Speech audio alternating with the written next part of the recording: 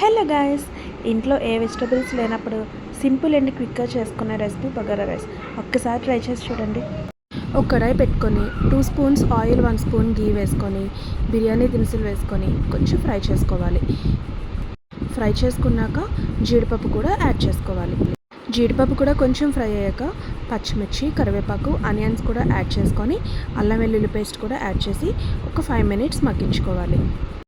Onions అవి బాగా మగ్గాక 1 cup tomato వేసి రుచికి సరిపడా సాల్ట్ వేసుకొని మూత పెట్టుకొని ఒక 10 మినిట్స్ వరకు బాగా మగ్గించుకోవాలి. టొమాటోస్ కూడా బాగా ఫ్రై అయ్యాక నేను కొంచెం ధనియా పౌడర్ యాడ్ చేశాను, కొంచెం టేస్ట్ ఎన్హాన్స్ అవుతుందని. ఇవన్నీ బాగా ఫ్రై అయిపోయాక మనం ఏ కప్తో అయితే రైస్ తీసుకుంటామో అదే కప్కి 2.5 గ్లాస్ వాటర్ తీసుకోవాలి. నేను 2 గ్లాసెస్ రైస్ తీసుకున్నాను, సో 5 గ్లాసెస్ వాటర్ యాడ్ చేసుకున్నాక కొత్తిమీర, పుదీనా కూడా యాడ్ చేసుకున్నాను. ఇప్పుడు వాటర్ బాగా మరిగాక మనం ముందుగా వాష్ చేసి పెట్టుకున్న రైస్ కూడా యాడ్ చేసుకోవాలి.